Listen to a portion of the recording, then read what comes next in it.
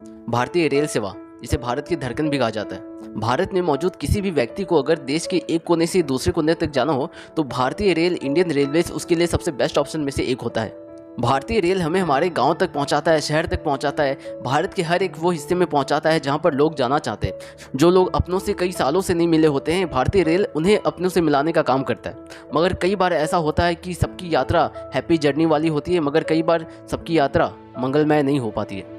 ऐसे ही हमें एक दुर्घटना देखने को मिली 4 जून को। शाम के लगभग 7 बजे होंगे जब कोरोमंडल एक्सप्रेस, जो कि हावड़ा से रवाना हुआ था और जिसे चेन्नई तक जाना था, मगर अफसोस की बात यह है कि वो बालासोर में ही दुर्घटनाग्रस्त हो जाता है, जिसकी खबर आते ही पूरे देश भर में एक मातम सा छा जाता है। प्रधानमंत्री, रेलवे मिनिस्टर सब कोई जाते हैं बालासोर ये देखने के लिए कि आखिर कितना नुकसान हुआ है। कई सारे लोगों की जान जा चुकी होती है, करीब 1000 से ज़्यादा लोग घायल हो चुके होते हैं। कई लोगों ने अपने परिवार खोया, कई ने अपना बेटा खोया, कई ने अपना ना जाने कितने सारे परिवार के लोगों को किन किन को खोया। कोई घर जा रहा होगा, कोई एग्ज़ाम देने जा रहा होगा, कोई अपने हनीमून पर जाता होगा। सबकी खुशियाँ मातम में बदल गई।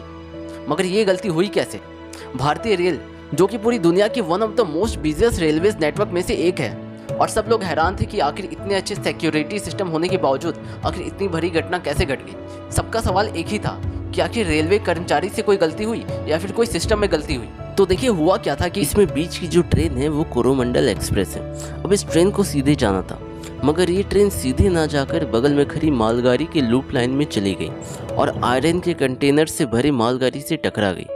टकराने के बाद कोरोमंडल एक्सप्रेस की बोगियां डिरेल होकर आसपास बिखर गई और दूसरी तरफ से आ रही हावड़ा सुपरफास्ट एक्सप्रेस कोरोमंडल की बोगियों से टकरा गई।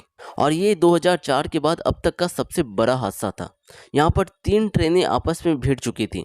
एक ट्रेन तो खैर मालगाड़ी थी, मगर 2 पैसेंजर ट्रेनें थीं जिसमें हजारों लोग थे। अब जरा नोटिस कीजिएगा कि आखिर गलती कहाँ पे हुई।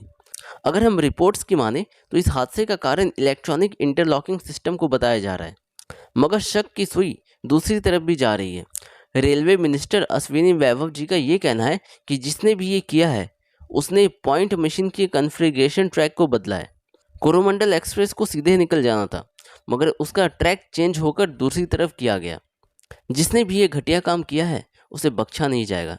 दूसरी तरफ बहुत सारे लोग ये कह रहे हैं कि अगर ट्रेन में कवच सिस्टम लगा होता तो शायद ये हादसा नहीं होता, मगर ये बात भी पूरी तरह से सच नहीं है।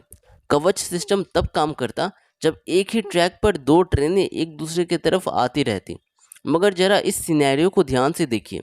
128 किलोमीटर प्रति घंटे की रफ्तार से कोरोमंडल एक्सप्रेस पटरी पर दौड़ रही थी और उसके आगे उस ट्रैक पर कोई ट्रेन नहीं आ रही थी। ट्रैक चेंज होने की वजह से इतना बड़ा हादसा हुआ। कवच सिस्टम आमने सामने भिड़ने वाले ट्रेन हादसे को रोक सकता है, ना कि ट्रैक के फॉल्ट में होने वाली गड़बड़ी को। और अंत में मैं यही कहना चाहूँगा कि दोषी जो भी हो उसे कड़ी से कड़ी सज़ा मिलनी चाहिए। इस वीडियो में अब तक बने रहने के लिए धन्यवाद। मिलते हैं किसी दूसरे वीडियो में।